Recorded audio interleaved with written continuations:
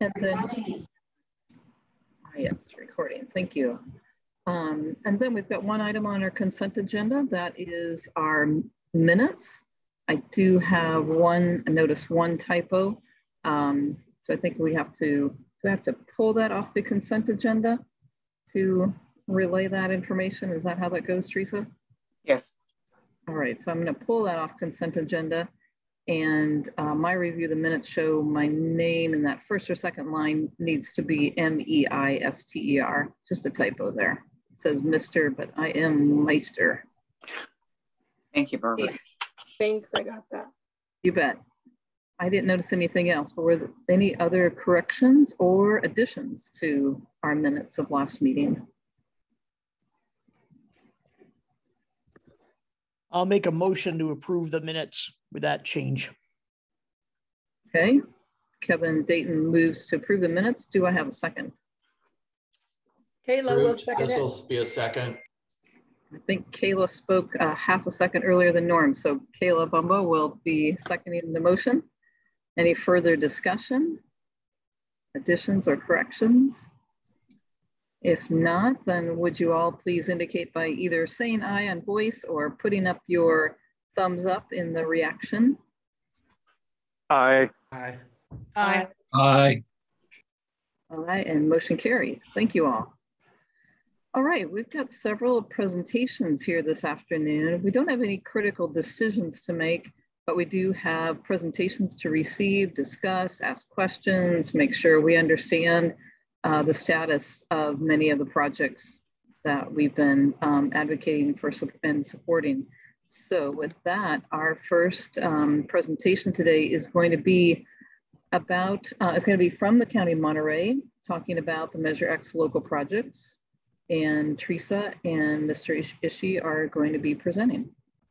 Right, so this was just me introducing Randy Ishiis. And so Randy, I'm just gonna let you go ahead and take it from here if you don't mind. And then I believe one of your colleagues is here with you. So if you wanna introduce him, that'd be great.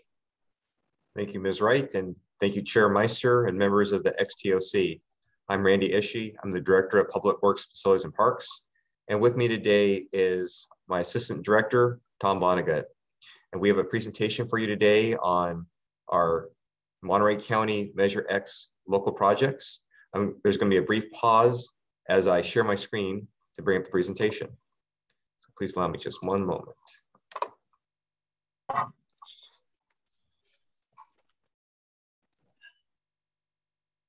As I mentioned, this is our local projects update, primarily for this ending reporting period of fiscal year 21, which was our most recent annual audit. The format for today's presentation is going to be an overview of our completed and current projects. We'll then talk about our planned projects, i.e. what comes next. And then we'll end with questions or comments. So our first project we wanted to talk about was the Halon Road Bridge Rail Replacement Project. And this project was a unique project in that it was grant funded through the FHWA, Federal Highway Administration's Highway Bridge Program. But in order to actuate it, there's a local match requirement. So we used our Measure X dollars as a local match to leverage against the greater package of the grant funding. And in doing so, we were able to do this project down on Halon Road. What we did is we replaced all the guard railing out there and brought them up to the current state standards. As you can see from the picture on the lower left, that was the before picture, old wooden guard railing, something of times past. And so now with the grant funding, we were able to upgrade to the, as I said, the current state standards. And construction was completed in December 2020 on this project.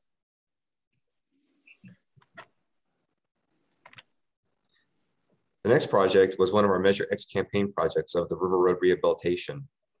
The project consisted of rehabilitating the pavement from approximately Portola Drive along Reservation Road, south all the way to Las Palmas Parkway.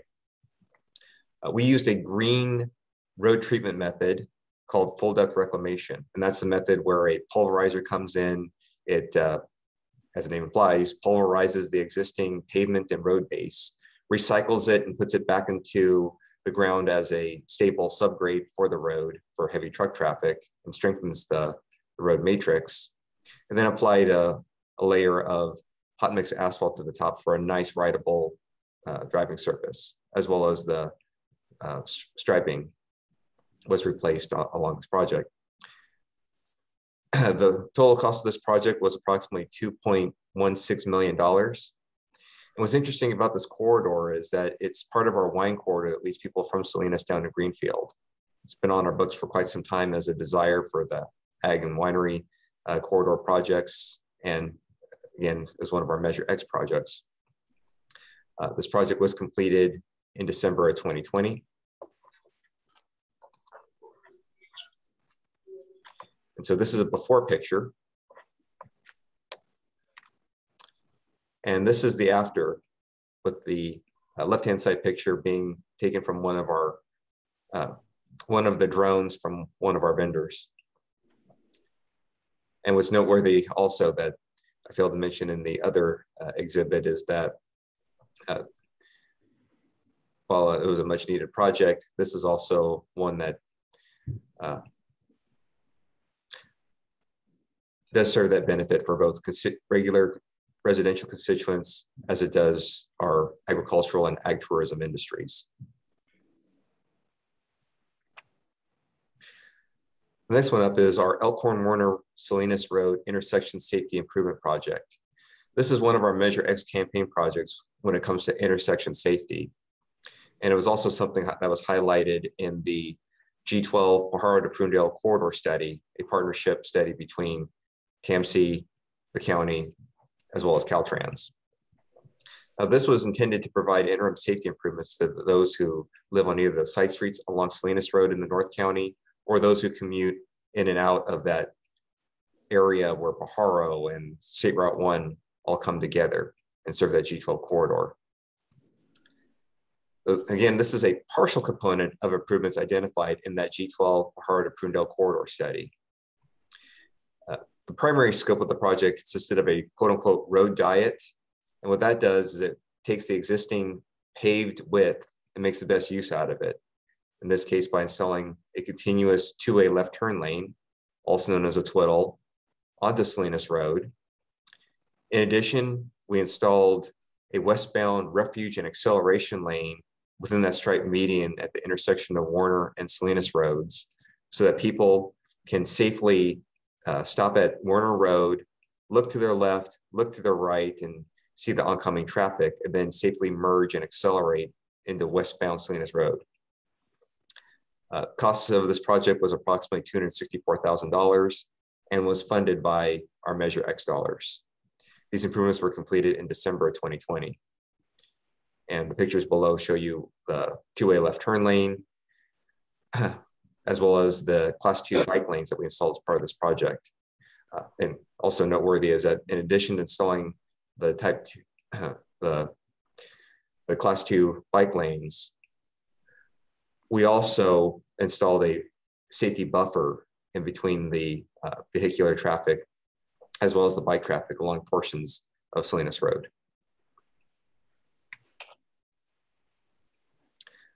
Another project we did this past year was the River Road Reconstruction Project.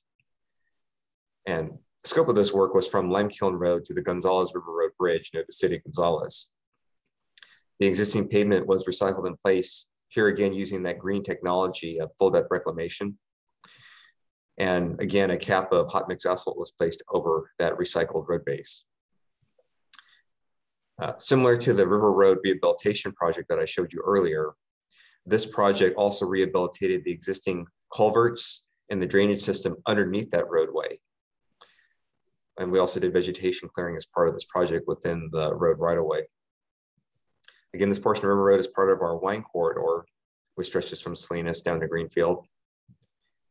And this is, again, one of those projects that was completed and listed under our Measure X program. The construction was completed in March of 2021, and the total project cost was approximately $2.9 million. The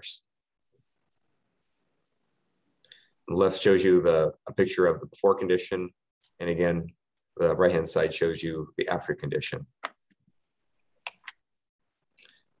Another Measure X campaign project we performed was our community street repairs throughout various communities. In this case, we started with the community of Castroville along a street called Cooper Street. What we did was we resurfaced the road from approximately State Route 183, also known as Merritt Street, out to Blevins Way. And this is nearby the middle school in Monterey County, up in the community of Castroville. In addition, we reconstructed the sidewalks and constructed ADA curb returns. This project costs approximately $1 million, funded by primarily Measure X. Our contractor was Tiger Construction, and the construction was completed in, as I said, in May of 2021. In similar format as previous slides, on the left-hand side, we have how it looked pre-construction, or in this case, during the early construction phases. Notice the multiple potholes and other defects that existed on that roadway. And on the right-hand side, we have the project near its completion. This project is another one that we use Measure X funds to leverage as our local match against a greater grant that required a local match component. This is called our countywide signage and striping audit.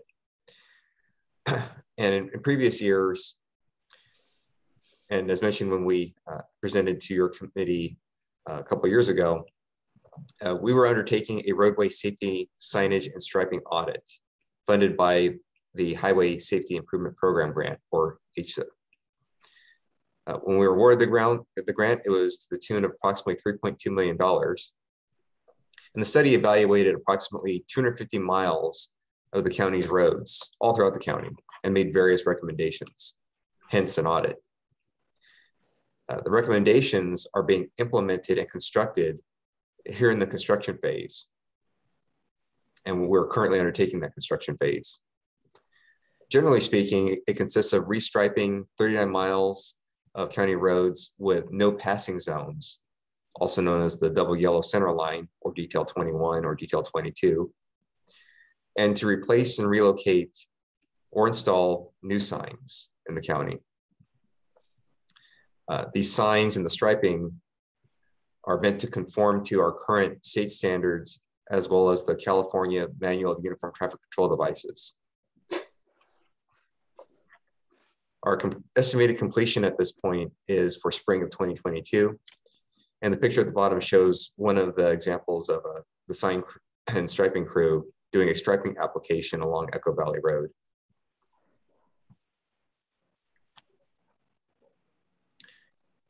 Another project that we're using Measure X funds to leverage is the Las Lumas Drive Drainage and Street Improvements Project from Sill Road to Thomas Road.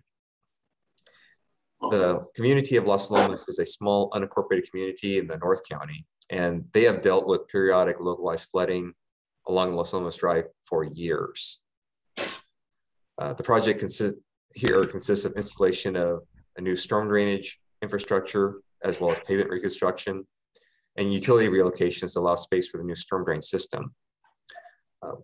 Originally, we had this project slated for completion much sooner.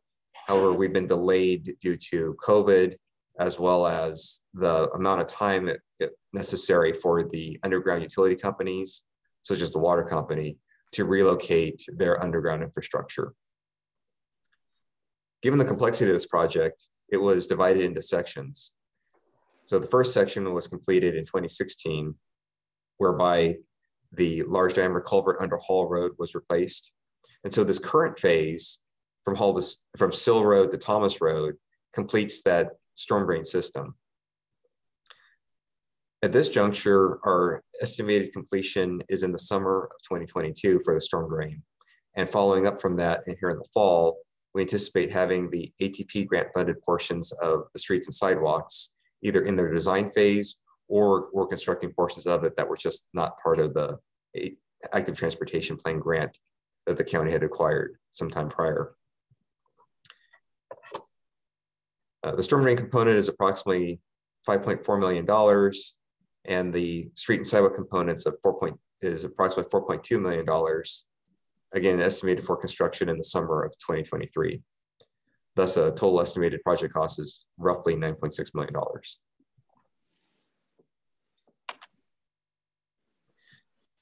These pictures show you some of the construction activity during construction. And again, we plan on having the storming portion completed here in the summer of 2022. This next project is another example of one where we, in our opinion, believe that it could not have been possible to complete it on its timeline had it not been for Measure X acting as our local match to a greater grant. This Nacimiento Lake Drive Bridge Replacement Project is one that we're currently in construction.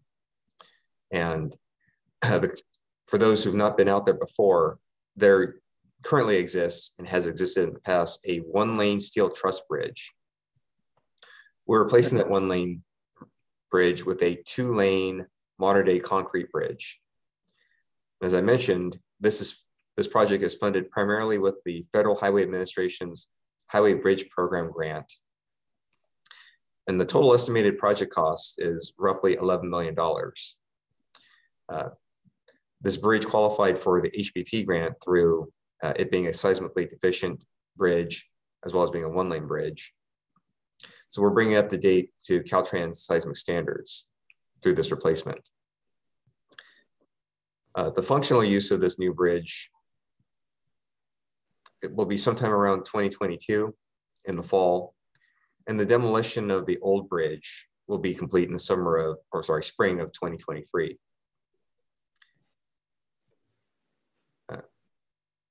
And as mentioned previously, the local match for this grant is our Measure X dollars.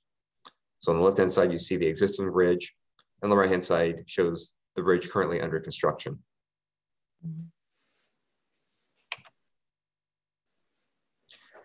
This is another bridge project where Measure X is our local match to the greater grant of which the county acquired. And this is the Bradley Road Bridge Scour Repair Project. And the scope of work is to remediate the existing scoured damage at the bridge piers of the Bradley Road Bridge. Currently, we're in the project approval and environmental documentation phase, i.e. the PA and ED phase. And we're going to go out to bid for the construction work here very soon. The total estimated cost of this project is roughly $3.8 million, funded here again by the FHWA's Highway Bridge Program grant, and we're using Measure X as our local match. Our construction is tentatively scheduled for the summer of 2022, with targeted completion for the fall of 2022.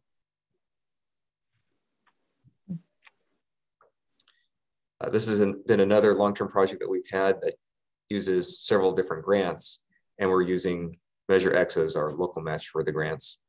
This is the Monterey Bay Sanctuary Scenic Trail Bridge and Bike and Pedestrian project. The scope of work is to construct a Class 1 bicycle and pedestrian path along State Route 1 from Moss Landing Road to Moss Landing Harbor, again in the North County. This project consists of a new 386-foot long bridge. So the bridge that I mentioned is approximately 386 feet long, and it crosses the Elkhorn Slough while being parallel to the State Route 1 bridge. We're still in the permitting phase of this project, and there's some additional investigation work that we're required to do for the North Harbor abutment. At this juncture, construction is anticipated to begin in the summer of 2023, and currently the total estimated project cost is roughly $14.8 million. This is another longstanding bridge project that we've had. This is the Gonzales River Road Bridge Superstructure and Replacement Project. This project proposes to replace the current Gonzales River Road Bridge that spans the Salinas River. The existing bridge is a multi-span bridge that is approximately 1,660 feet long and 20 feet wide. We are proposing to take that bridge and make it now 44 feet wide. That way there's an additional amount of space for two-way traffic to pass one another. The last two spans of the westerly side of this bridge need to be replaced to accommodate the 100-year flood flows. And the bridge approaches need to be realigned and widened to match this new bridge that we're proposing. The project is primarily here again funded through a grant, in this case from FHWA through their Highway Bridge program. And Measure X is our local match. So here again, this is another example of us using the Measure X dollars to leverage against the greater grant as required by the grant. We're currently in the preliminary engineering and the environmental document phase for this project. At this juncture, it's estimated to cost $16 million, and the target for construction is in 2026. And this is another one of our Measure X campaign projects, as well as an important safety project. We've been working on the G12 Pajaro to Prunedale corridor projects, and in this case, project segment number 1.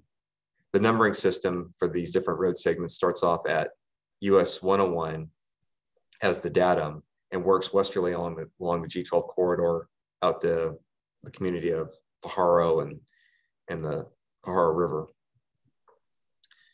So using our Measure X dollars, the county applied for and we successfully won 2 Highway Safety Improvement Program grants this last year. One of the project sites is this project segment number 1. And the scope of which we were awarded is for the construction of a new roundabout at the intersection of San Miguel Canyon and Castroville Boulevard in the community of Prunedale. And as we noted, the Measure X campaign did call for some level of intersection safety improvement at San Miguel Canyon and Castroville. So this is an example following through with one of those, as well as it being identified in our G12 Pajaro to Prunedale corridor study. Currently, this project is in the very early preliminary engineering phase. But at the end of the day, this project is estimated to cost in total approximately $2.2 million. And at this juncture, we anticipate starting the design in summer of 2022.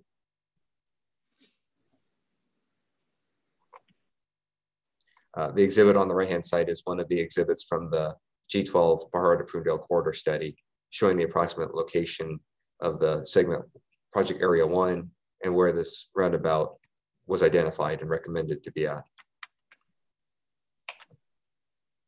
So where do we go from here? Well, the county has other planned projects, and this is a bullet point listing of just some of those. So right now we have Old Stage Road from Iverson to Highway 101. And we plan on starting construction on this first phase of this project, again, from Iverson to 101 by this summer of 2022. Old Stage Road is a very long road, so it must be broken down into phases to accomplish the greater end goal of having Old Stage Road fully rehabilitated. So we're starting off with construction here at the southerly section from Iverson to 101. And we'll continue doing the design for the remainder of these sections here in 2022 and into 2023. So we'll be taking it phases at a time. 2 other planned projects that we've been working on are bridge projects. In this case, the Hartnell Road Bridge and the Robinson Canyon Road Bridge. Hartnell Road Bridge will construct a new bridge to the tune of roughly $3 million. And we anticipate having construction completed here in this year in the fall of 2022. Robinson Canyon is a similar story. It is a bridge scour repair project. It's going to be approximately $3 million. And like the Hartnell Road Bridge, we anticipate completion in the fall of 2022. Like with the past projects that you saw earlier in the presentation, they are primarily funded through grants. In this case, the Federal Highway Administration grants, which require a local match component. And thus the county is using its Measure X dollars as that local match to fulfill that requirement. We have some 2017 winter storm projects that we're recovering from. They are funded through the federal FEMA, through the FEMA grants. And through that disaster recovery grant, we're able to use Measure X as a local match to leverage against the grant requirement and thus complete these projects. Toro Road and Viejo Road out in the Carmel area experienced horrible damages during the 2017 winter storms. So coupled up with the FEMA grant, our Measure X dollars will be repairing those damaged roadways. Next up, we're going to continue with our Measure X program, community street repairs. And we're going to continue through the community of Castroville. Here in the summer of 2022, we'll be doing road resurfacings and road repairs along Crane Street, Preston, Spiegel, McDougal, Palmer, and Guile Streets, encompassing that more municipal services area of the community of Castroville, where it encompasses the library, the North County Fire District Station, the North County Park District Office, the Church of Our Lady of Refuge church area. And that's just the beginning. Cooper Street was the beginning, and we're continuing on with that community street repair program that's funded by Measure X. And we plan on continuing through the other communities from that point forward. The Bonnie Road Bridge project is another one where we received a grant from the FHWA, and we're using our local match in the form of Measure X as that local match requirement. Moving on, as I mentioned previously, we have the 2 HSIP grants that the county successfully won for Project Area 1, which here again was out there in the community of Prunedale. And we have the other component, which is up there in the North County for Project Area 6, which is that portion that goes through the community of Pajaro, a safety project up there as identified by the G12 corridor study. So we'll be continuing along through the preliminary engineering phases of those 2 projects. And second to last, we recognize that the county's road system is in dire need of rehabilitation countywide. One of the requirements of Measure X and the Measure X ordinance was to have a pavement management program. And the county partnered with TAMC to do its pavement management program. We chose to go with the software known as Street Saver, which gathers the pavement condition index and provides recommendations on priorities back to the end user. Back in 2018, our study reported that our countywide average pavement condition index was 48. And under the existing funding scenario, our countywide average PCI was going to continue to decline. County staff been working with the subcommittees of the Greater County Board of Supervisors on recommendations and ways to fund greater road improvements. And through the course of going through our subcommittees and working with our financial advisors, as well as other departments within the county, county staff acting under a board referral from the Board of Supervisors came back and presented some financing scenarios using our existing debt service eligible funding sources. In the county's case, our 2 funding sources are our maintenance of effort and our Measure X dollars that can be used as the debt service to a financing mechanism. Our conclusion from our financial advisors is that we can either go down the route of revenue bonds or certificates of participation. In either case, we need to find more funding in order to repave our roads. At our February 8th Board of Supervisors meeting here in 2022, staff brought these findings to our board, and the board gave direction to start off with a smaller pilot program of bonding funded with enough capacity to cover what staff recommended were the communities. And these are those unincorporated communities of San Ardo, Bradley, Spreckles, Aromas, as well as county service areas or CSAs. So we received Board of Supervisors direction to pursue that bond financing to accelerate the repairs in those local communities. Those roads where people drive them day in, day out, they look out their kitchen window and see that roadway, or they use that road as their driveway access. So we're going to continue working with our financial advisors and bond counsel to follow through the board's direction and pursue that road financing to do more roads with the dollars that we have. And then finally, we're positioning ourselves in a place where we can pursue our standard fare of grants that we pursue, such as the active transportation grants and the highway safety improvement grants. But we're also positioning ourselves in a way where we can jump on those opportunities from the federal bipartisan infrastructure law grants, which are primarily competitive grants. We're lining ourselves up to try to jump on those and hopefully win some of those grants so we can do greater road repairs with these grant dollars with the existing funding that the county has. One of the Measure X campaign materials the county had endeavored on back in 2016 were a list of ag roads that were a priority. So this matrix shows that ag road priority list that was intended to be funded by our Measure X sales tax initiative over the course of 10 years.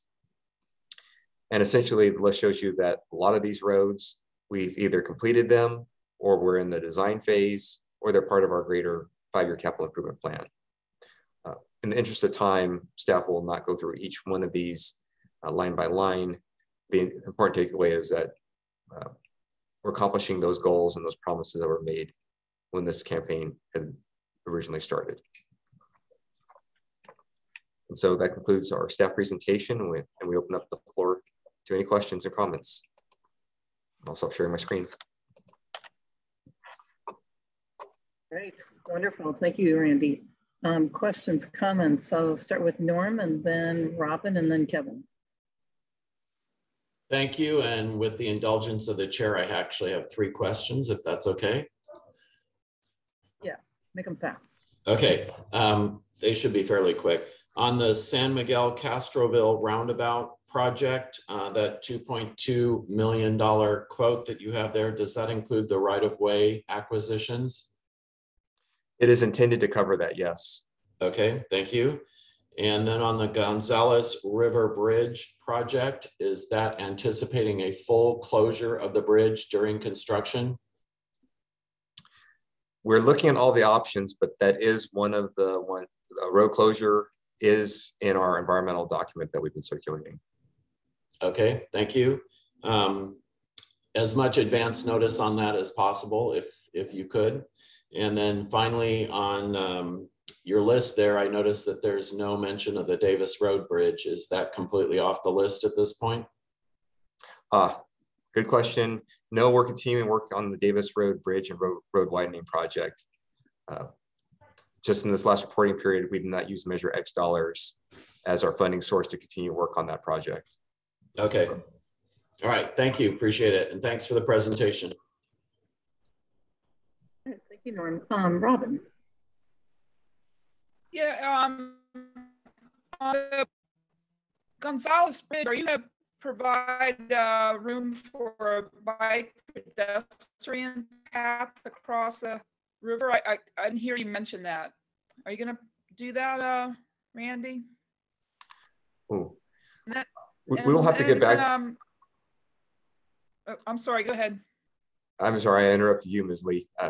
I'll need to get back to you with a graphic showing that cross section of the proposed bridge deck and uses.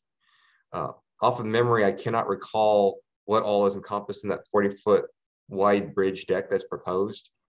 I imagine that there's multimodal facilities in there, but I'll make sure to follow up by getting you a cross section of that exhibit.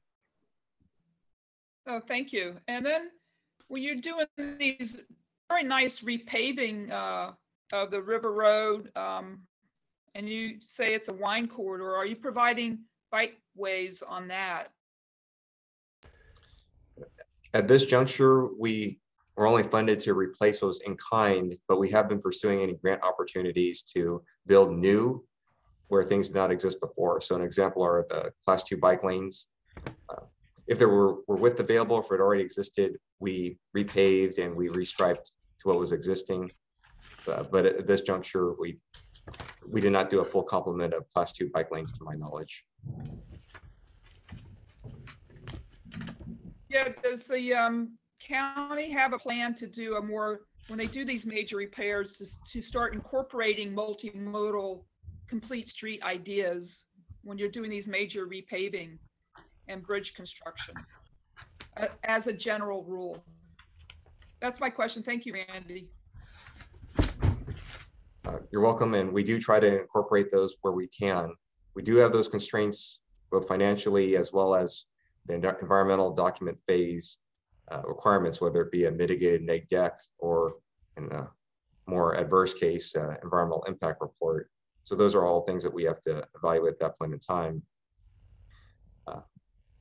Generally, when working in areas that they're undisturbed, it increases the complexity and the cost of the projects. So we try to do what we can. We try to incorporate them. And in cases like the G12 corridor study projects where they're recommended, we're pursuing those grants so we can incorporate those multimodal facilities at a better value to our ratepayers. Thanks, Randy. So order here, Kevin, then Janet, then Howard, then Victoria. And Robin, if you could put your hand down unless you've got another question, that'll help me keep track of the conversation. Go ahead, Kevin. Yes, my question is regarding the Scenic Trail Bridge adjacent to Highway 1. I remembered that 3 years ago, a presentation had been made by a Monterey County representative saying that they were working on permits for that. And I went back and checked my notes, and that was the case. And then I looked a little bit and saw that the first $1 million professional services agreement to plan for that was in 2008.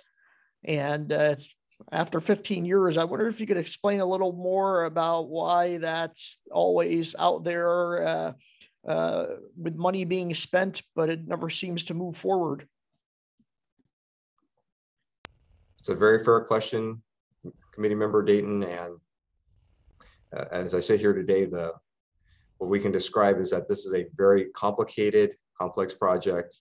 There's a lot of environmental concerns being part of the National Marine Fish Sanctuary, as well as just working with the Coastal Commission has been a challenge. There have been some changes that they've introduced here late in the game that staff have tried to work with our consultant and try to accommodate their requests.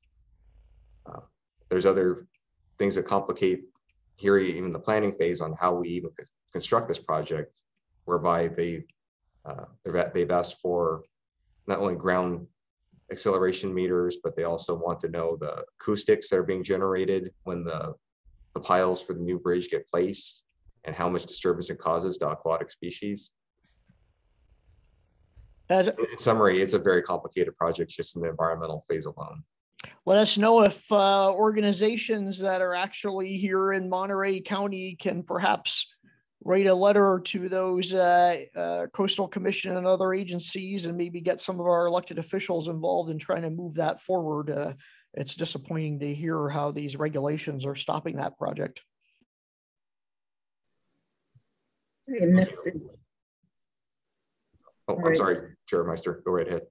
That's all right. Any other comments from you, Randy, for Kevin? Other than we appreciate that support, and when that time comes, we'll certainly look to this committee as well as others for those letters of support.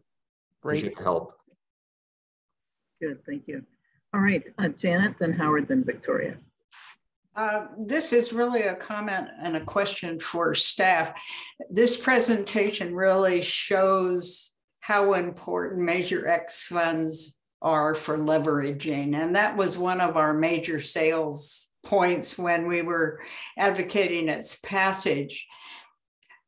Maybe staff has already thought of this, but at some point it would be informative to the public to know how many millions of dollars we have been able to leverage with Measure X funds. I just thought this presentation really demonstrated the leverage power, and we may want to look at all the projects that we're leveraging. Howard. Thank you, Mr. Ishii. This is very, very interesting. Two observations or two questions that I have for you. One is, can you tell us how many roundabout projects are maybe in construction right now, and how many are planned throughout the county? And secondly, you mentioned at least two different, maybe three different surfacing processes that you're using now, or we're using now on our roads, where we actually reuse materials that are there and scrape them up, redo them, and recover them. Could you tell us a little bit about the cost benefits of that, and why you use some one time, something else the other way, and what the costs are compared with what they were in the past for that process? Certainly. So, for the first part of the question regarding the number of roundabouts that the county currently has, either in construction or in some phase of design, we currently have two of them. The first one being the San Miguel Canyon Castroville Boulevard, which we have won that HSIP grant for and use Measure X as our leverage. Again, in the preliminary engineering phase. The other project that is closer through that process is at Carmel Valley Road and Laurella's Grade. The Carmel Valley Road Advisory Committee, which is a separate committee in the county, had advised and encouraged the use of their traffic impact fees they've gathered over time to fund the design phase, the environmental phase, and ultimately, when we get there, the construction phase of that project. We're finishing up the environmental document phase of that Carmel Valley Road, Laurella's Grade roundabout project. So very soon, as we go through our community and town hall meetings, we'll get to a point where we can request that the Board of Supervisors give permission to go out to bid and call for bids. We're probably looking somewhere around either the end of this calendar year or beginning of next to get to that point, or it could be sooner. That's just our current trajectory at this point. In regards to your second question regarding the different road treatment methods and the cost benefits and why things were selected, there's several factors that we look at when we do our road projects. Our first is our initial screening, which came from our Street Saver software, AKA that pavement management program. And there's different tiers of both quality of road as well as eligible or recommended road treatment method. When you have roads that are in the newer, less defect concentrated phase, where it's in that 70 to 100 range, our typical approach would be to use some type of less rigorous repair method. Oftentimes it takes the form of chip seal or slurry seal or a cape seal, something of that nature. And then as you get lower on that PCI range, you start needing to look at the more rigorous and more expensive methods to rebuild that roadway. So when we get into that, roughly speaking, 60 down to 40 range, the most likely method to repair it is to do a new 3-inch thick hot mix asphalt overlay, or sometimes to mill out the existing road and put in a new, again, 3-inch hot mix asphalt paved layer on top of that. And then we get below that 40 range, we start needing to really look at the combination of the existing soils that exist underneath that roadway, the amount of defects that are on that roadway, and then the amount of truck traffic that road sees. There's two things that affect the road's life. One is just weathering and age itself. The other side of the coin being the fatigue or the amount of heavy stress that the road sees. So the more heavy trucks that a road sees, which are the county's arterials and the county's collectors roads, like River Road, like Old Stage Road, then the weight on those from the tires, from those axles, are causing increased fatigue on that road and wear it down that much faster. These road reconstruction methods that we did on River Road, for example, and Gloria, Iverson, Johnson Canyon, those intentionally make the best use of what already exists, and they recycle that existing roadway and mix it in with some cement. So now you're strengthening that road, the heavy truck traffic that much more, and then complement it with that hot mix asphalt layer on the top for rideability and good surface for cars to use. Now, as I mentioned earlier, when you get to those lower PCI ranges and use those heavier, more rigorous construction methods, the costs go up quite a bit. So to just give it a general broad range, again, not going off of any engineer's estimates, just based on experience, those chip seals are usually low hundreds of thousands of dollars per mile. When you go to the full depth reclamation, you're starting to look at the range of $1.5 to $2 million a mile. Again, just based off for our last bids and our experience. So that becomes some of that driving factor. So as we pursue our planned projects and our projects in our 5-year CIP, generally speaking, we're looking at all those factors and how to make the best use of the county ratepayers' dollars, absent any grants to help us out. So we're approaching it from the multiple prongs to try to keep our roads drivable here in the county for all of our users. So we look at what roads can be chip sealed or use some type of resurfacing method, which ones are we going to do that given year that can be successfully performed by just repaving, and then the others that require that more rigorous approach of the full depth reclamation or other reconstruction technique. If you just stick with one method and go with something like with only one strategy, it is not likely one will get very far very quickly. So we have to be nimble, we have to be strategic and flexible with how we use those dollars. Does that answer the questions? Yes, thank you very much. Very good. Right, I think our last one for you, Randy, is from Victoria. Okay, Randall, hi. Thank you for that very thorough presentation. I had two categories of comments or questions. One is kind of on information, the provision of information. Janet said something about how we have the leveraging of Measure X as being a prime rationale for the measure, leveraging the funds. I don't know how hard it would be. I assume not too hard. This is just a blanket comment. It really isn't. I'm surprised I didn't mention it earlier, like in other years, because it doesn't apply to this presentation specifically, but it would be very interesting to me to know when you see a price, this project was $6 million, it leveraged Measure X funds.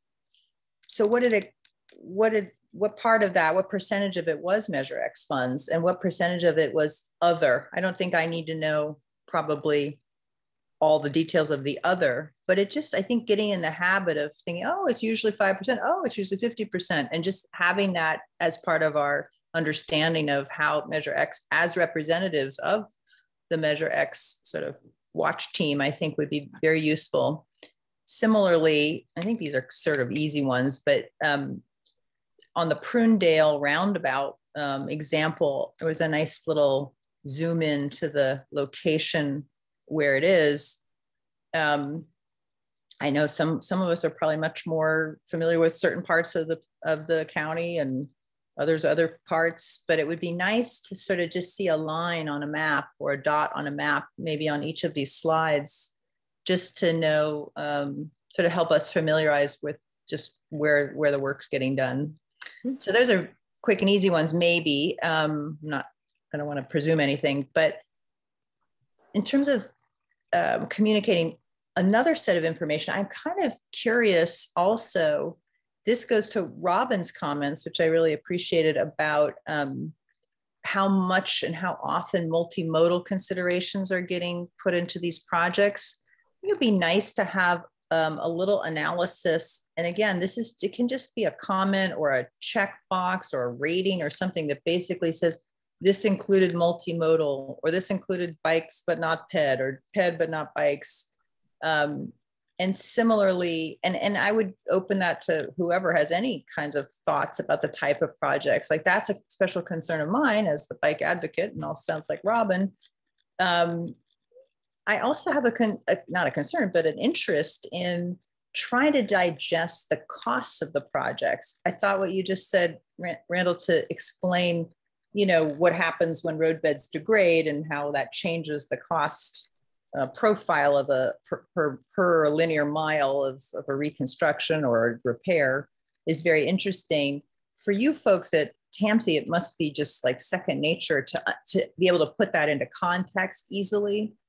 But for me, I'm just, as a lay person, I'd be curious, like, so a bike path that's, well, it's a bike bridge, I guess. It's 300, almost 400 linear feet is about $40,000 according to my iPhone calculator per linear foot. Okay, I just was kind of curious about that. Is that normal? Is that with environmental stuff? How does it compare maybe with California bike path construction in general? There may be, I don't want to give you guys extra work or anything. I'm just thinking if this is the sort of statistic or knowledge you already have, or it would be nice to see it just so that we can digest it better. I don't know what to make of a price tag that just is a flat number attached to a project. So those are just thoughts about information sharing. They're not specific to this very informative presentation, just a thought I had overall about communicating with lay people on these things. And then I had one substantive question about, and I apologize if I am late in understanding that this was a topic at all, but my understanding about Measure X is that the projections for collecting money are so much higher than we thought they were going to be when we passed it. I wasn't sure, and the phrasing for why we would go out for a bond measure to accelerate the completion of projects. I'm not questioning that that's important, but I don't understand, is it because we need the money faster than it is thrown off by the Measure X exceeding expectations? Is it that we need a different funding, pipeline, or is it that a shortage of some type? So I just thought if somebody could explain that to me, I'd appreciate it. So sorry, that's a lot, but I probably won't speak again.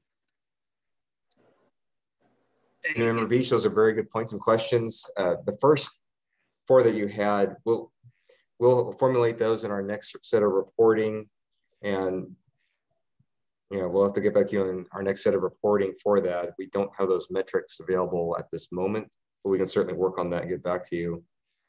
We like the suggestions as well about having that analysis matrix, so to speak, or that screening matrix to go through when we do our multimodal analysis for our different projects.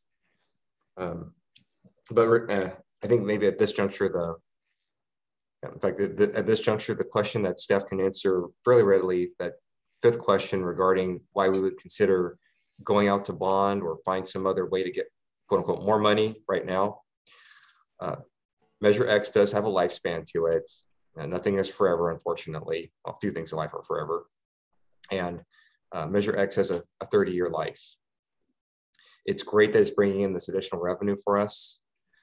Our study, which I didn't speak in too much detail about, gave us the different scenarios, which I didn't talk too much about. The scenario that was recommended by our study resulted in the board wanting to act through a board referral process, a focused effort of staff as dictated by the board to go endeavor on. The study recommended this scenario called funding scenario number 3. And that funding scenario calls for $600 million to be reinvested in just the county roads over the course of 10 years. Now, what you do to get that funding, it didn't have any recommendations for us other than our standard grant and the standard grant sources that we would go towards. With all of our funding pulled together, the county typically pulls in somewhere around $33-ish million to the road fund every year. That $33 million is meant to fund the public works maintenance crews that you see out there on a daily basis, or it's meant to fund the replacement of a down stop sign, or it's meant to fund a traffic safety project.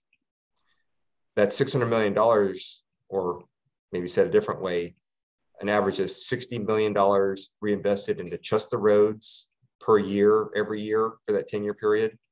That excludes doing any bridge work.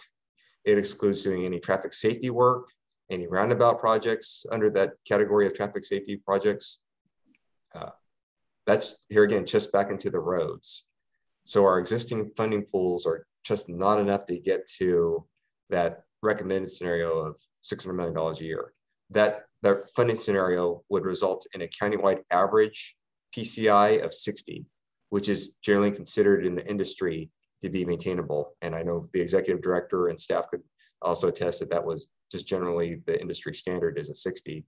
There was another scenario that was recommended by the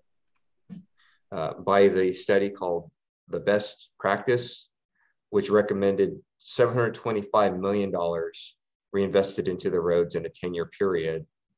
And while that'd be great, that's even more money. That would be a point where, generally speaking, maintenance crews are literally just doing tree trimming, mowing, and some pothole patching here and there, or some crack sealant work here and there.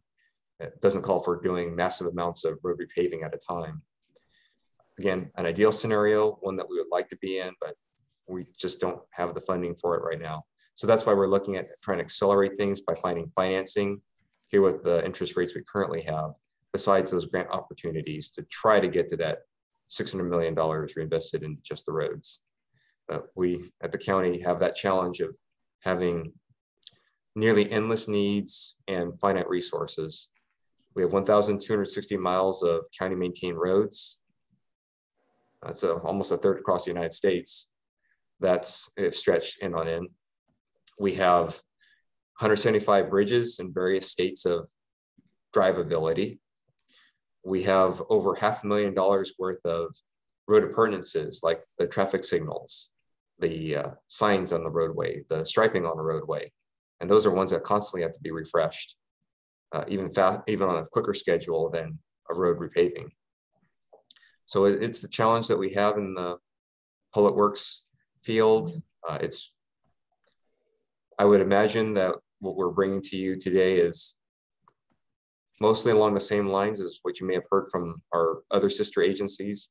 And it's a challenge across the entire nation. So our hopes are that the bipartisan infrastructure law helps us jumpstart our program and give us a little bit more to get closer to where we want to be. We are one of the oldest counties in the state of California. And so that with the deferred maintenance over the years, things are starting to materialize and show themselves. And now our nice veneer is starting to show the cracks underneath. So I don't mean to, this is sort of just follow up on the question. Is the answer to the question of why the bond, it sounds like it's simply a quantity question and the quantity of money. And because we have spent a certain amount of time, even in this meeting, talking about the leveraging of a self-taxed county in terms of being able to get other funding, is that something that's in danger if you switch the funding source, or if you move, you said it expires and that's what you're thinking ahead toward? I mean, my question is not, do we need money really? Although that was part of it. It's do we need to go to a bond? Is there a reason to leave a successful measure or not repeat the measure, or are we going to lose something? We're going to lose the leverage, or is a bond equivalent in terms of leveraging grant sources? I understand. And I saw that the executive director also had his hand up. I'll start off and then Todd, I'll defer to you on how you'd like to respond. It was certainly not the intention to mention that the 30-year life of the Measure X sales tax initiative was the limiting factor. The point was that there's many years of needs that need to be both caught up on, and a continued funding source needs to be put into it. What we'd like to do with our goal with our Measure X and where we'd like to be is to use it as one of our two eligible debt service sources besides our maintenance effort to actuate a financing mechanism, whether it be revenue bonds or the certificates of participation, so we can have more money now. And corollary to that, and part of the crux of it, is the county staff did not want to ask the ratepayers for yet another bond initiative or another tax upon themselves. Our research and our path that we had endeavored on was to use the existing sources of funding that we have that were eligible for basically for financing. And the only two that we have available to us are the debt service, or for debt service, are Measure X and our maintenance effort. So that's why it was targeted for it. And why we would recommend using Measure X for that purpose. And then Todd, you had your hand up, so I'll defer to you. Thanks, Randy.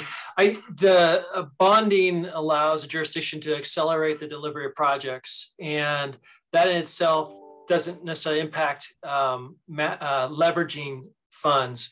It generally, if they can accelerate the design and getting projects teed up, it makes them more eligible for grants. And then it's a matter of picking the projects that best match the likelihood of getting grants. So Randy mentioned the San Miguel Canyon roundabout and the Pajaro section of the G12 corridor. Both have received grant funds. Good examples of getting a project ready and starting to leverage them. Basic road maintenance and repair is not sexy and it doesn't get grants. So it's just a matter of having the money and doing the project when it makes the most sense. And the pavement management programs do a really good job of analyzing the cost benefit of when you make your investment. So that's part of what the county staff has gone through and decided on how much bond revenue and where to spend it. So I think it's a good thing to be looking at. The city of Salinas has already bonded their share of Measure X. The city of Seaside did to some degree. Generally I support getting roads fixed sooner than later and just making sure that you understand how the investment works with bonding. And then also you had asked about the costs for projects, and the Moss Landing project is a great example of every project is unique. And when you're trying to do a project in a difficult location, it's going to cost more. So while Randy had some good examples of an average per mile cost for repaving, it's very hard to apply that to a project and have any accuracy for specific projects because everything is so unique, each location. So thanks. Thank you for all the answers. Okay, we need to move on. We still have Teresa and Chris on this item. Teresa? Hi, just very quickly, Randy, it was a great presentation and in depth, and thank you. And as you were presenting, I was struck by something that caught the attention of Janet and Victoria, and that was the leveraging. We have talked internally in-house about how to get that number and that message out to the public. So that's something we're going to be working on. But I was wondering if you could share with this group, could you give them some sense of what the leveraging was like for some of these projects that you talked about? Was it 1-to-1 or was it 2-to-3? Give them a sense of the leveraging, how it worked for some of what you worked on. Certainly, we can do that. For the Federal Highway Bridge grants, it depends on the kind of grant that we got from the FHWA for the bridge. I should say more commonplace, we find that it's about 12%, sometimes 15% of the total cost of the project. So the FHWA has a equation that they use to come up with the amount that they'll grant an entity, whether it be a city or a county. And in our experience at the county, it's been on the range of 85 to 87% for a total project that's funded by the feds. And they won't give you that unless you have that local match ready and available to pair up with what they'll contribute. So for bridges, we're looking anywhere from 12% to 15% of the total cost. And then for some of our disaster relief grants, it could be up to 25% that's required by the granting entity. So generally speaking, that's been our experiences. Low end 12%, high end 25%, 12% to 25%. Thank you. All right, Chris, you're next. Chris Pereira, are you next? Yes, can you hear me? Yes. So Randall, very, very good report. Thank you so much for that. Measure X is alive and well in the county, so thank you. I had a question about, does Measure X have any plans of addressing the issues in the Bulls and Knolls area north of Salinas? A couple issues, the San Juan Grade Road. I mean, oh my God, that road is atrocious. And I get a lot of phone calls on that road constantly. Rogie Road, for some reason, they were allowed to put a high school on a road, on a two-lane road that already had two other schools. So now there's three schools on Rogie Road, and the road is only a two-laner. Measure X money, could you use this money to address the creek in Bulls and Knolls? Because whenever it rains, those poor people in Bulls and Knolls always get flooded out. I mean, constantly. And with the last rain, I went down there, and yes, they were scooping away all the mud. And this has been going on for years.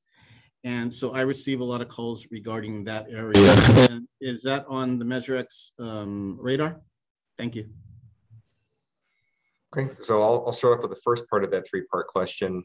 The first part for the Bulls and Knolls community is that through that road financing that we asked the board to proceed with and get their direction, Bulls and Knolls would be an example of the kind of community we'd be looking at to apply that now accelerated funding and repair work on. To the third part of the question about is Measure X eligible for the Santa Rita Creek? Measure X is meant for what's in the right-of-way. The creek itself that goes behind the homes, that's clearly outside of both the roadway. And I remember when this issue came up just this past December, our county surveyor and other staff were going through property records to see who has ownership of that creek. And just offhand, we did not see anything that immediately identified the county, much as County Public Works, as the owner or the maintainer of those parts of Santa Rita Creek. That's still something that we're trying to work through with other partner agencies on, is the whole issue of flooding in Santa Rita Creek. We know that's happened before, like in 2014, 2017, years prior to those floods, there was flooding. So it is an issue. It's something that our stormwater staff are very well aware of. But at this juncture, since it's outside the roadway, Santa Rita Creek is not an eligible use of Measure X funds. And then to the second point about the Rogie Road and it getting 3 different schools on it and the traffic all at once, we can't speak to what happened in the past. The school districts are their own entity and they have their own CEQA lead agency approvals that they do. It's very unfortunate that the schools happen to have the concentration of traffic all at once and cause the issues along the roads out there. We have been talking to the city of Salinas and the school district about these traffic issues. We know that because the high school start times need to change now, we're hopeful that the traffic demand management, the change in when those motorists come will, i.e. the high school students who are eligible to drive, have staggered their time later than your standard commuter. That's an avenue of a countermeasure where traffic conditions could be lessened by that impact.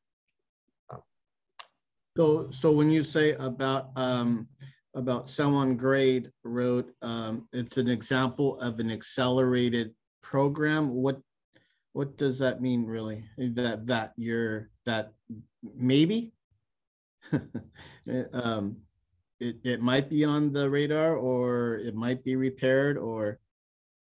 That means that for a road like San Juan Grade Road that goes through the community of Bulls and Knolls, that's an example of a community that we're going to slate for financing so that we can do that road repaving work much sooner.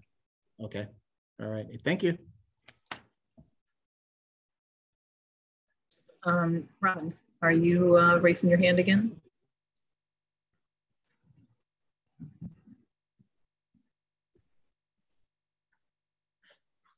Yes. I'm sorry, I didn't hear you. Were you talking to Robin? Yes. Do you have an additional question? I re-raised my hand. Go ahead. The flooding on Santa Rita Creek is due to the increasing of strawberry farming upstream of Bulls and Knolls. So that's very much a county agricultural problem that needs to be addressed that way. And then on Rogie Road, does anybody have any idea, maybe you do, Randy, when the future growth area in Santa Rita and Salinas will be built? the section there from Barunda over toward Russell Road, because Russell Road will be extended, and then there's many thousands of houses would be built, and there's been two specific plans that have been approved.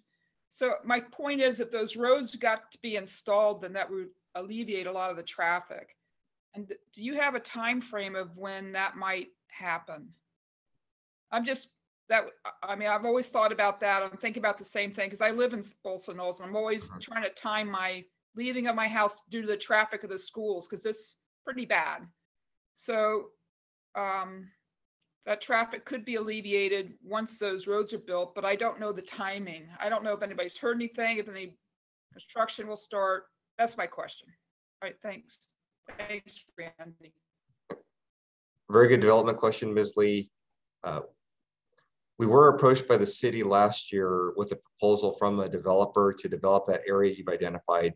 I forget which opportunity area it's called, maybe D, I think, between Baranda and Rogie Road, where there'd be extensions of, I think it was McKinnon was one of them. And I think there was an extension of some other north-south roads to that area. We've not heard anything since then. That's not to say the developer isn't working directly with the city on the matter. We'll certainly ask our partners at the city if they've heard anything new from that particular developer, but we'd have to get back to you on what they say about a timeline. If I may, that area that you're referring to is called the West Area Plan. And from what I understand, there's negotiations going on between the school districts, because the school districts want to keep up on the schools in that area as well. So who knows when building starts? Thank you, Randy. That was very thorough and exhaustive report. And I think you got a lot of good feedback and ideas and suggestions from this group too, especially those ideas for how to communicate and present the matches and the geography. That would be helpful for future presentations. So thank you very much. Folks, it is 3:20, just doing a quick time check. I myself, I'm going to need to transfer chair to, I'm going to ask Kevin if you could do that for me at about 3:30 or so. I'm just going to have to drive and call in, and then I'll resume when I get to my destination. I've got a teenager that still needs his mom to be a taxi driver, so I will have to do that. But let's proceed if we can, and would that be okay, Kevin? When the time comes, I can turn the reins to you. Thank you, appreciate that.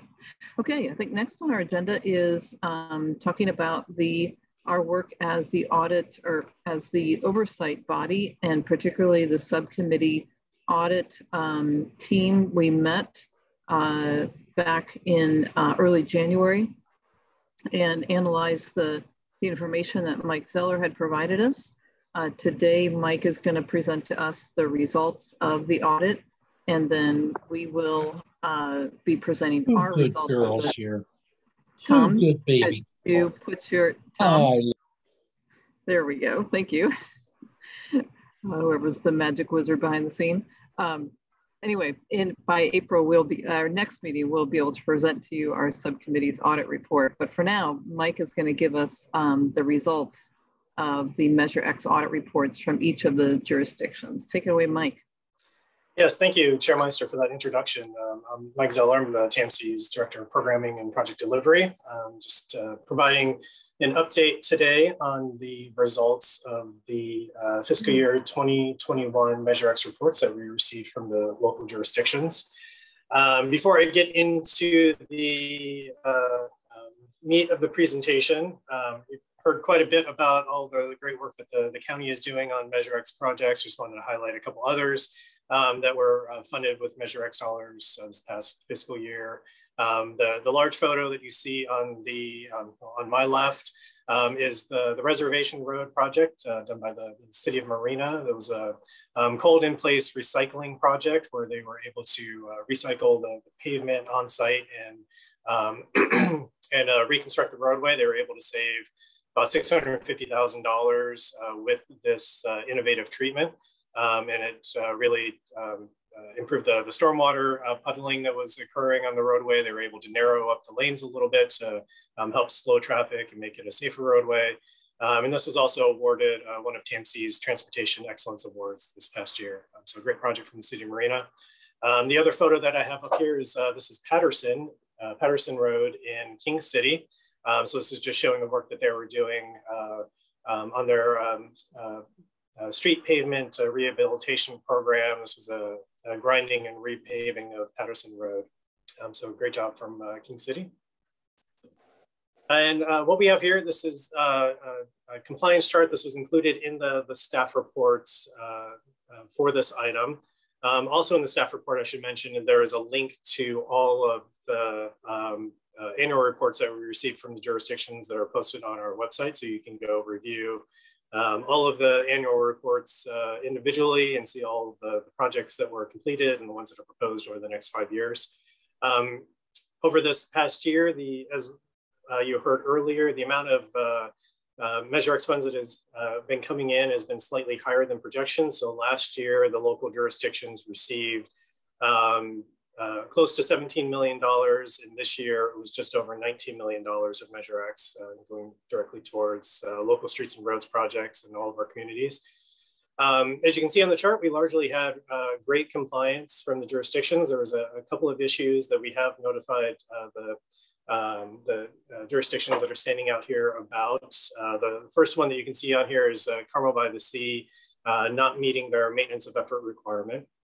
And just as a quick reminder, the maintenance of effort is a requirement that the jurisdictions need to maintain a certain level of transportation expenditures so that they're not using Measure X to backfill what they had previously been spending on transportation. So Measure X needs to be in addition to what they're already doing, not supplanting other funds.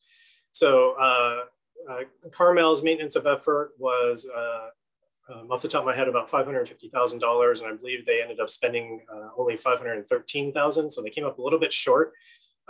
We've worked with other jurisdictions in the past where this issue has come up, where they just make up the difference while still meeting their maintenance of effort for the current year.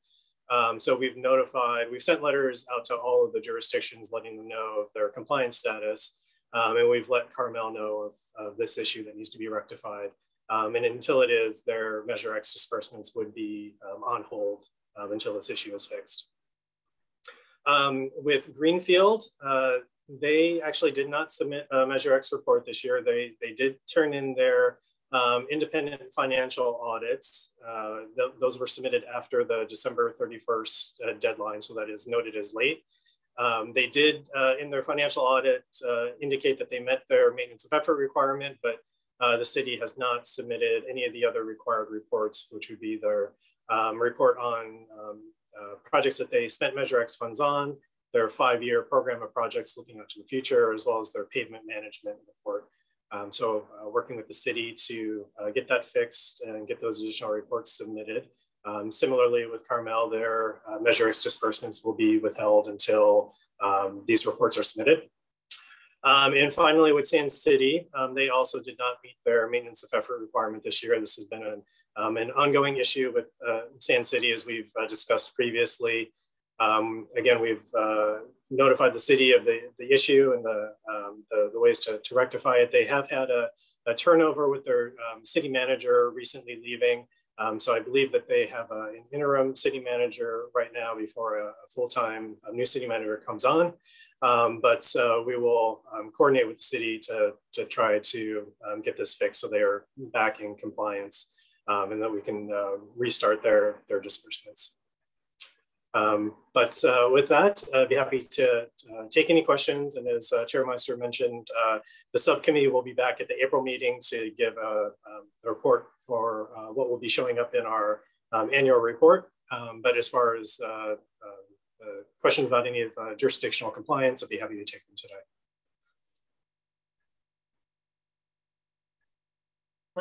Keith, go ahead. Oh, thank you, Michael. What's the delta on the Sand City compliance?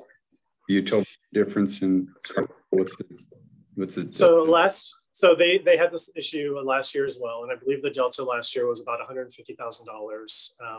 They did not report what their expenditures were this year, so I cannot tell you what the delta is yet, so we need to get that information from the city. Okay.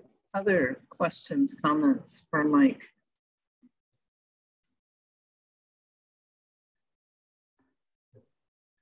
All right. Yes. Yes. Go, Kevin. A quick Sorry. comment. This is the fourth year that this committee has prepared this table, and I actually pulled all four of them up to look at. And it might be good at our next meeting just to have a one-pager showing the 4 years, and you begin to see that. I'm glad we do this accountability, because certain local governments tend to do this again and again. So I think this is a good thing, and I hope the committee will continue this. Good. Mr. Rowley. Yes, just I think it's, considering with the pandemic ongoing the last 2 years, I think a lot of the city staffs being shorthanded, not being able to meet, no live meetings. I think this report may be a little bit discouraging compared to the past reports, but I find it's not overwhelming as I suspected it might be.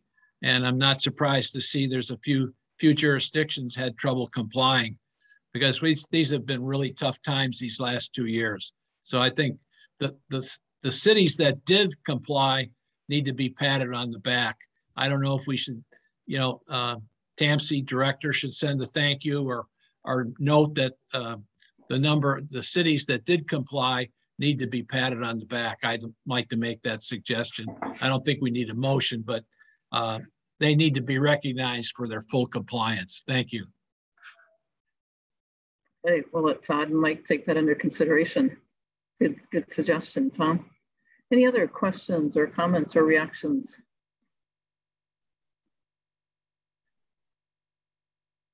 All right, seeing none, then we will move on to the next item. The next report is about our regional projects. The first project from Randy was all about the county projects. Now this report from TAMZ staff is going to be about those regional projects. There's 4 of them, I believe. So take it away, Mr. Sorry, I cannot pronounce your name or even guess what your first name is again without looking at my agenda. So please introduce yourself, because I think you're kind of a new face to us as well. Certainly. Can you hear me and see the slideshow? Yes. Okay. So I am Doug Bilsey. And Doug, just put it on slideshow presentation mode. There we go. How is that? Not seeing it yet on my end. There you go. Yes, take it away. Good? Kevin, okay. I'm going to let you chair from this point forward in the meeting, if that's all right. Got it. Thank you. All right, go ahead, Doug. All right, thanks. My name's Doug Bilsey, and I'm the principal engineer at TAMC. I'm a retread. I was here about 20 years ago, so a couple of faces look familiar. And but yeah, I just started about a year ago. And I'll be going over this. So as you know, Measure X spends 60% goes to the regional, to the local road and repairs. And thanks to Randy for an awesome presentation. I don't know if I ever want to go after him again. That was outstanding. And then 13% goes for mobility projects, and the remaining goes to regional road safety. So today we're going to be talking about safety projects on our highway, and specifically 4 projects that are funded by Measure X. So here's all the projects on Measure X, but we're just going to look at these 4 right here, and we're going to start with Highway 68. And here's some information that you can see. Maybe it's a little bit what you had asked for previously. You kind of get a lot of information here. But first of all, the lead agency is TAMC, or Caltrans on this project. We're going to be starting the environmental soon, and the design, and we hope to get it done in the summer of 24, and then design and permitting by 26. And that's all to get it, we call shovel ready. So a lot of this work doesn't seem like anything's getting done, but you need to get that design. You got to get the permitting done before you go out for some grants, or at least it helps you. The total cost of the project is approaching over $225 million. And this kind of, if you look at blue, that's how much money is the future need. And the rest of the pie of the project has been funded, with Measure X being about, if you take a look at it, it's about a quarter of the pie. So we're going to get over $3 for every dollar we spend in Measure X funds. So Highway 68, the key to this is reducing collisions. This is primarily a road project. Vehicle trips are the primary user on this corridor. But there's also other users, and that's the wildlife that goes across 68. So a key part of this project is getting these wildlife corridors links between the Four-Door National Monument and Los Padres National Forest.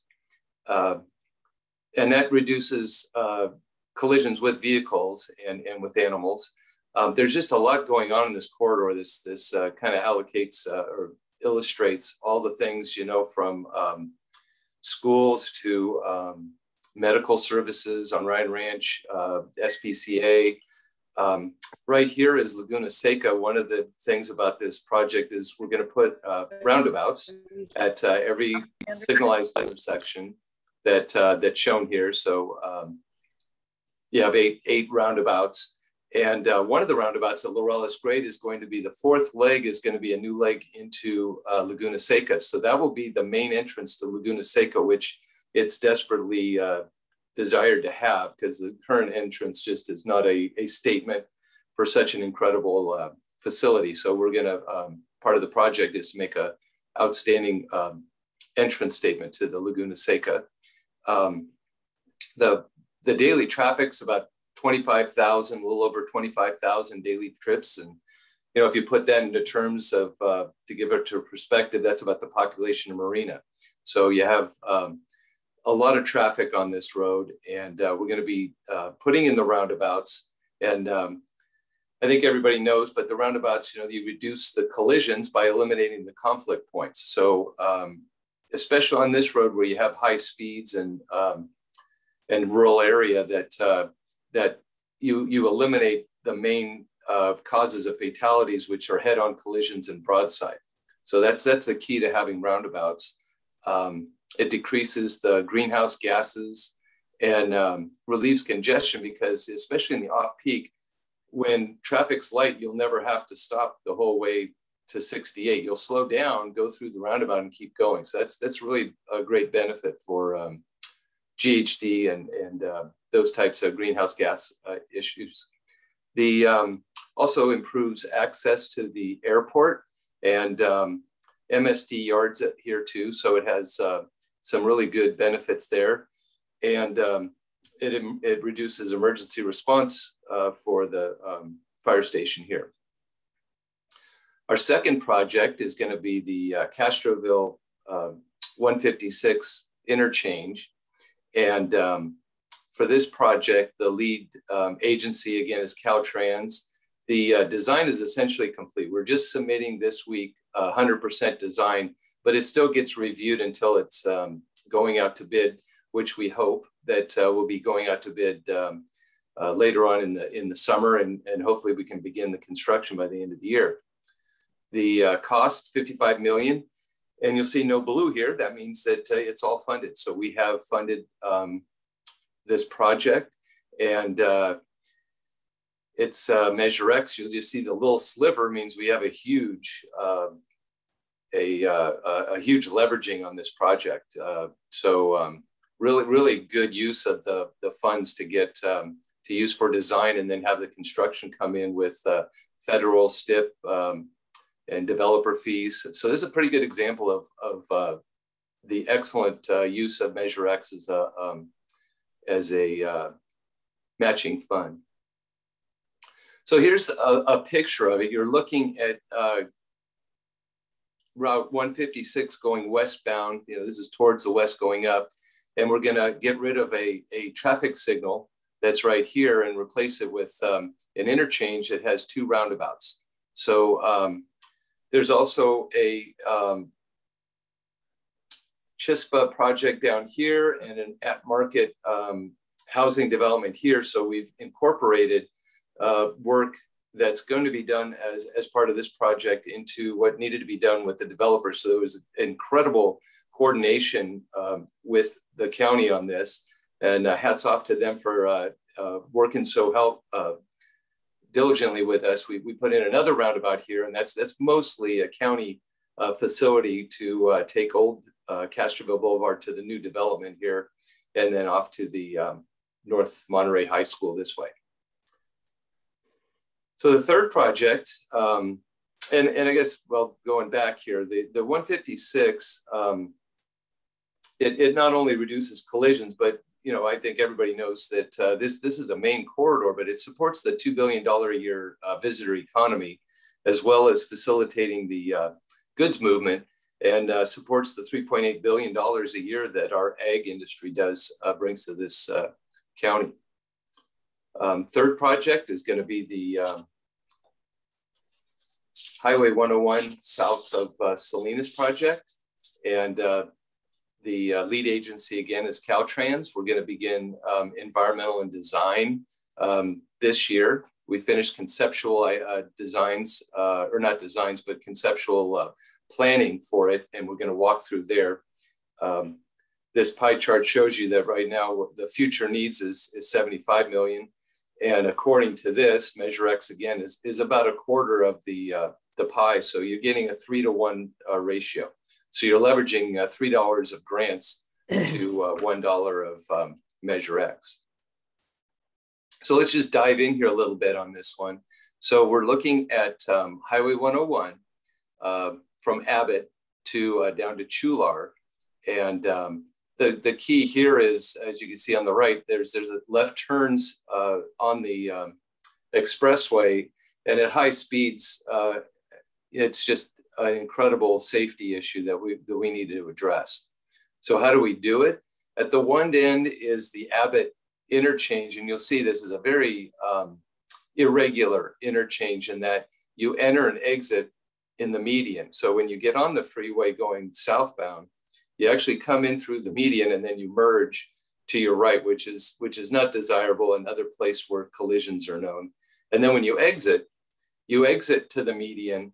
And while this isn't as much of a problem on merging, it's confusing for cars that might be in the right lane that need to merge over real quickly to get to the exit because they weren't expecting that. So what we have now is you can see the entrance from Hartnell. We have an entrance here, but ideally you'd want an interchange that has an exit, and you'd have a normal entrance, and you'd have an exit that is more traditional, let's say. So this is kind of the red is what's missing from this interchange now. And I think the next time we get together, I can show you some conceptual looks at what that could look like, but it would be a remake of the whole interchange. And the interchange could continue to be stretched out like this and have the overpass. This long red arrow would be an overpass connecting the road to what we're going to show you as the frontage road, or you would concentrate everything more along this area where it's already grade separated. So that's kind of where we're leaning right now is the interchange will be here, but again, you have adjacent land uses and agricultural uses. So we're going to be very sensitive on impacts to the community adjacent to the project. So that's the interchange that we're just talking about is here. And from that, we want to build frontage roads that would access the farming and support businesses that are on both sides of 101. And then this would extend down to Chular, where the interchange there is becoming more and more of an issue because of the traffic that's diverting. We talked about the wine trail, but there's also a lot of people that just avoid 101 and come all the way to Chular on River Road and side streets instead of to avoid 101. So with that, with a frontage road on each side and with an interchange in each way, we can start looking at putting prohibitions on the left turns in and out of the side streets. So now the fourth project is, and maybe take a pause here. What I kind of want to point out is that, you know, what you have here is an auto trip, and then you have we're going to see a transit a project right next up, and then you have the 4 tag. So there was a comment there, you know, can you incorporate other modes in these projects? And the answer is, you know, we try to, but at the same time, you have to look at it systemically, and you look at increasing, you know, bandwidth of all options. And sometimes it's on the same corridor, sometimes it's parallel to it. So now we're going to look at the SURF project, which is a rapid bus corridor. It used to be called the Highway 1 Busway project. Now it's called SURF Busway and BRT. So the lead agency here is Monterey Salinas Transit. We've got most of the designs complete. We're going to the last stage of final design, and the consultant was just brought on board for that. So the construction can happen, we hope, sometime next year. It's moving along pretty good. We have a total expected cost of 55. The blue area is the future needs, which is almost 40 million. And again, Measure X is a little bit less than or more than a quarter. So your leveraging is a little bit less than 3 to 1, but you're still getting almost $3 to every dollar you put in with Measure X, if the future needs can be done with grants. So here's a little bit blurry a picture, but this is what we're talking about is the Monterey branch line, Highway 1. And the whole idea is that we're acknowledging now that you just can't build your way out of congestion on Highway 1. So widening Highway 1, I don't think is going to ever solve anything. It might help a little bit, but until people start using the cars more. But as Randy pointed out, you know, you start adding lanes, you start adding maintenance costs. So this BRT, by having a dedicated transit line, you reduce the maintenance cost, not the maintenance cost, but the operation costs for transit. So we're going to start through here. I know these are plans, and this is a little bit of engineer walk, but hopefully I can walk you through a little bit of the couple of the highlights of the project. And this is the interchange at 1 and California Avenue. So this is Costco right here. And if you're familiar with the area right now, when you get off the rec trail, you have to cross through, and it's just not a desirable bike path to get down there. And then you come back up, and you have to get cross roads again to get back into on the rec trail. So this project is going to extend Beach Range Road and the rec trail, so that now the rec trail starts on the west side. So this is west looking up. And you would stay on the rec trail, cross here, and then you would cross this section. You kind of zigzag, so it's a safety issue, but that's a nice safety feature for an offset crosswalk. And then you would go back onto the rec trail down here, or Beach Range Road extends too. That's another key part of this project, is we're extending Beach Range Road on both ends. This is where the beginning of the bus only route is. So it's a dedicated bus lane. So this will be signed with red paint, and there'll be guardrails here to stop people from using the facility. But this is where it becomes a bus only road, basically. And it continues, and Beach Range Road continues all the way through. On the other end is, now we're over in Marina, and this is it's a really nice feature. So the bus route right here, you're going to see that it's still conventional in that the cars drive to the right, but you want to board and unboard buses on the passenger side. So this design is like a crisscross. So the traffic, the buses go in counter traffic wise here until they get over to Marina Drive. And this is Del Monte right here. So this is a very clever way to get a good experience for the pedestrians. They exit, and then they can go back onto the rec trail. So there's a lot going on in these projects. Let's see, the real thing that's important too is this is an interim approach where we use bus ridership to increase the use of transit while TAMC works towards bringing back rail service to the Monterey Peninsula. So this isn't a rail or transit, it's a rail and transit. So this is an interim thing while we continue to work for that. I believe, I know you've had a lot on your plate, so I'm gonna just keep it at that and go to questions, because there is a lot to talk about, but you've had a lot brought to you today already. So these are the 4 projects that we've talked about, and open for questions. All right, raise your hands if you have questions.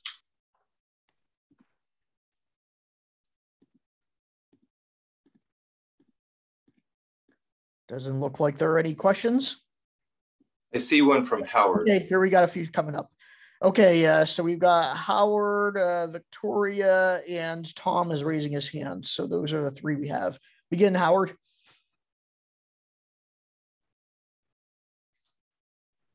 You're on mute, Howard. Howard, mute, unmute. Sorry. Thank you for the report, Mr. Bilsey. It's very good. I'm still concerned about the traffic roundabouts. With what I was hoping to hear with the last report is that instead of 1 under construction and 1 on the drawing board, I'd hear that there were 10 in the works. And with your report, I was hoping I'd hear that there were 20 in the works. But we've got a lot of catching up to do on roundabouts, and I don't see a lot of progress in that direction. So I wanted to ask you to respond to that. And the other thing is how are we going to get people into that surf bus?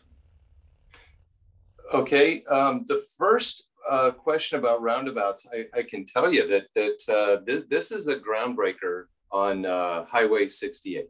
I can tell you that it is getting noted throughout the state. One, the challenges that we've had to go through with Caltrans getting roundabouts, because their preferred alternative to some people at Caltrans is a signal. They're comfortable with them. They feel like that's what they've done forever. It's their go-to option. And we're slowly but surely changing that opinion. So it doesn't seem like progress, but when you go through a whole corridor like 68 and get a conversion from all signals to all roundabouts, it's a huge success. So it may seem trivial, but 8 roundabouts on that corridor is going to echo throughout the state. I mean, there's a lot of people looking at it, and they're going to use this as a benchmark to say, you know, Monterey did it, you can do it too. There's other roundabouts, you know, like Castroville at an interchange isn't as breathtaking of a thing, but we are doing a lot of roundabouts. So I you know, my hat's off to Caltrans for getting out of their comfort zone, and their design team is doing an outstanding job. Traffic ops, you know, they're having struggles with that feeling comfortable with them, but you know, we saw what we did by Pebble Beach and Holman Highway, and it was just such a successful project that it's going to take a while for them to, you know, to see the data and you know, verify it. But I think everybody's on board, and that's good. Now, surf, the whole idea with surf is, again, if we don't build our way out of congestion on one, we have to provide alternatives. So the idea is with a dedicated busway, that people are going to see the bus, you know, that people are going to see a bus traveling on its own dedicated way while they're all in congestion and stuck in traffic. So we think that's the future, you know, is that, you know, you don't link every place with a BRT, a bus rapid transit, but you get the hubs, the employment hubs and the housing density connected so that they're realistic. So this is the first phase of a whole concept of connecting the Salinas to the Monterey Peninsula with bus rapid transit. So it's in part, it's going to work great for Marina to Sand City, and then it's going to link to other bus routes that eventually will have BRTs all the way from Salinas to Monterey. So I hope that answers. Could I just chime in real quick on those two questions, Kevin? Go ahead, Todd. Yeah, just as backwards, the SURF project, while it's a 6-mile dedicated busway, MST staff estimates that 25% of its routes will utilize it. And that's not just the 6 miles, it's between the Peninsula and Salinas and up to Watsonville. So it's a significant benefit to their overall system, and they're estimating a 16-minute time savings to riders on that. So a 16 minutes time savings for 25% of their ridership is huge. So it is a very concentrated investment in improving ridership for existing riders. And obviously, the better the system is, the more attractive it is. And then Doug was highlighting our regional projects that are under design right now, but he didn't mention the 4 roundabouts that are part of the Imgen Road Widening Project. That is a Measure X funded project with City of Marina as the lead. And that is going to go out to bid very soon and essentially be ready to initiate construction this summer or fall. So it's the first big regional road Measure X project with 4 roundabouts. So at my count, that's 15 roundabouts in Measure X under development. So I think we're doing pretty good getting there, Howard. Thank you. It makes me feel a lot better. Yeah, and to Todd's point, not only is it travel time reduction, but it's reliability. So that's the one thing with a dedicated bus route. You don't have to worry about what's going on Highway 1. It's not going to be a 5-minute trip one day and a 2-minute trip the other day and a 20-minute trip the next. So reliability is a real key to people going into transit, is can they depend on it to be a certain travel time? Even though your car's a little as unreliable in terms of travel time, you feel more comfortable in your car, but that's a really big difference is having a reliable alternative. That 15 number really rings nicely in my ears. Thank you for that. Thank you, Howard, for the question. So I'll have Victoria, then Tom, then Robin. Victoria?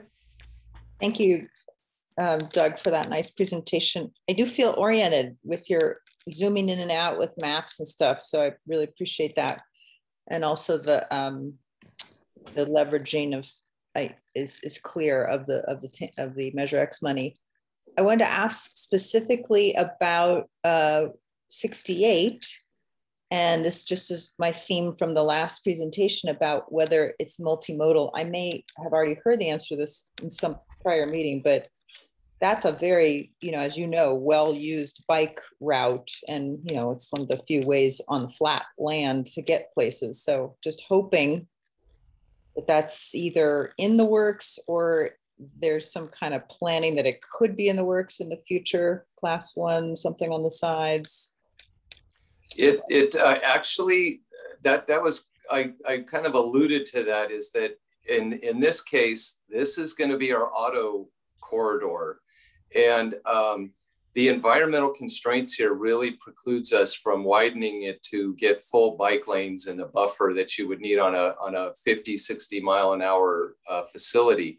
So, it really is important to say we're not thinking about it on 68. We're looking at it as a system. So when you look at 4TAG and you look at Imgen, when you're on your bike, it's going to be, this route is going to be an exceptional bike route. I mean, not just okay. I mean, it's exceptional bike route this way versus maybe getting something here where you have people going, elbow to elbow with a car. So it is thought about as a system. And again, it's like a bandwidth of mobility. It's like, do you have an alternative? So there is some area here where we might do a road diet from 218 to Ragsdale, York area where it goes to 4 lanes. That might be something where we can get to 218 and connect it up in some way up to 4TAG. But yeah, as long as this, I don't want to give you any false expectations. The environmental report is looking at it, and it's such environmentally sensitive area that we did not widen it. And getting to another point about costs from the other presentation, but if it's, you know, maybe it's going to come up here. The high cost for 68 is the right of way. So you have to take in how expensive it is and how sensitive it is. That's one of the main things is why one project can be so much more than another is, you know, whether you're building in Pebble Beach or you're building in, you know, another part of town, it really depends on the cost and how much you have to mitigate. So we'll have to do a lot of costs to mitigate the little bit of right of way and impact we're going to have with roundabouts. That's one of the main causes for the costs that we're looking at. So I think that answers your question. Well, Victoria, we have to be careful about time here as we approach. Just I wanted to thank him for answering the question. Oh, excellent. Thank you. Tom? Yeah, I just wanted to say, I called the engineer that was listed in the ad in the paper on the Highway 68 on the underpass improvements. I was surprised to find I was the only one that contacted him. This is about 3 weeks ago, maybe 4 weeks ago. I'm just hoping that there's getting in satisfactory environmental review. I'm reassured to see Doug involved in this. I assume that he got passed on to Doug the comments I made. I was concerned about flooding periodically, like every 7 or 8 years at the Jocelyn Canyon Highway 68 intersection. I'm very familiar with that. I had put a project in for the neighborhood improvement program that didn't make it. But anyway, he reassured me, the engineer, that they were taking this into account and doing the improvements on the underpasses. I hope somebody else has read the ad in the paper and also input any comments on further out to the east for some of the other intersections. So thank you. If I want to make sure I understand, maybe it wasn't a question, but you're talking about the culverts underneath the water that flows, the culvert rivers that go underneath 68. That's correct. Yeah, correct. There's a separate project. So that's not part of this project. These are wildlife crossings, but a separate project that's funded through SHOP and is getting designed right now is exactly what you're talking about. And it is an environmental, not on this project, but on its own. And yes, Caltrans is on it, and we absolutely know it's important. Robin? So the wildlife crossings, they're underpasses, I take it. Is that correct? Correct. And some of them are out there. So if you go out there, you'll see some of these areas are big enough for small bobcats, but we want to make them big enough for deer. So they're going to be much larger, and there's going to be a couple extra. Yeah, that's really good to see because there's so much wildlife out there. You put critter cams on this, it'd be very surprising to see how many animals actually use it. Significant. We do have critter cams, and I did have a picture of it. I didn't want to get too cute with my presentation, but next time I will give you pictures from our critter cams. Yeah, that's great. And from previous presentation, I saw how much work went into making the roundabouts very multimodal friendly. There was we had a presentation earlier, and there was a lot of thought going into how to incorporate bicycle and pedestrians into the roundabout. Egresses, and it was very well thought out, and I appreciated that presentation. So that's my and I have another question. So if you Robin, we've got to watch our time here because we're losing a lot of people. If I could point out, if I could point out, Kevin, this is a great point in that this project at Castroville Boulevard has a multimodal element trail here. And if you follow it, and I could do it just on with my cursor here, it's a fantastic project to connect to the high school. So, so this was very multimodal. Doug, let's move on. And if Robin has follow-up questions, you can contact her directly. That's my question is, when you put multimodal in the project, doesn't it make more grant funding available for the project? That's exactly. Yes. So I don't see why multimodal would be precluded from a project because of costs when it makes more financing available when you make it multimodal. So I get a little confused when I hear this well, it costs more money. Well, of course it does, but also means there's more grants available. So I'm a little perplexed about the responses that we've had today on multimodal incorporations when you're doing a big road retrograde and bridges in particular. I just get a little, but isn't there more money available? So that's my beef today. All right. Thank you very much. I appreciate your time and your presentation. Thank you, Robin. Is there anybody else on the committee who has a question? Is there anybody from the public who wants to make a comment? Doug, thank you very much for that presentation. Very informative. And of course, I think everybody on the committee, if you have questions, you can always call the staff afterwards, correct, Todd? And they're eager to help. Moving on to the how to conduct future Measure X Citizen Oversight Committee meetings. We could discuss this. I'm concerned it'd get bogged down in a half hour of discussing masks and vax. We could table this and just say, you know what, TMC staff, just do whatever the board is doing. But why don't I open it up in case somebody has some really strong opinions one way or the other. Kevin, can I just preface this by saying that this is going to be a discussion that our executive committee is going to be picking up and then making some recommendations to our board of directors, and their recommendations is what the committees will follow. So there will be some direction coming to this committee, but this was initially put on the agenda just to get a fill, but for how late we've gone into this meeting, I don't know how much we want to carry it forth from here. I guess if someone has a particularly insightful observation they'd like to make, go ahead and do it. Otherwise, Teresa, I think that would be the appropriate way to go for this committee. It does look like Tom Rowley has one of those. I'm sick of Zoom meetings. Okay. Thank you. Is there any public comment about this item? Oh, looks like Janet would like to say something. My question is, do we even have the option to have Zoom meetings anymore if there's no emergency? I assume the board will be addressing that issue, but Zoom was in place while there was an emergency, and the emergency no longer exists. So I'm just not sure we have any option other than to meet in person.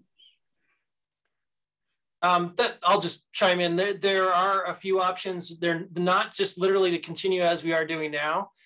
We will have to follow the Brown Act, of course, as the governor's executive order expires at the end of March. And so we're really going to be going through what few options there are with the board, and then we'll carry that forward with the commission, with the committees. As we implement after the governor's executive order expires in March. All right, we'll leave it at that. This is the opportunity now for committee members to make any relevant announcements for Measure X business. Is there anything anybody has to say? Seeing none, we will adjourn the meeting at 4:06. Thank you everyone for participating. Thanks, everyone. Thank you. Thank you. That was great. Thank you. Thank you, Kevin, for filling in for me. You're welcome, Barbara. Appreciate it all. Appreciate all you all are doing. It's good work. Take care.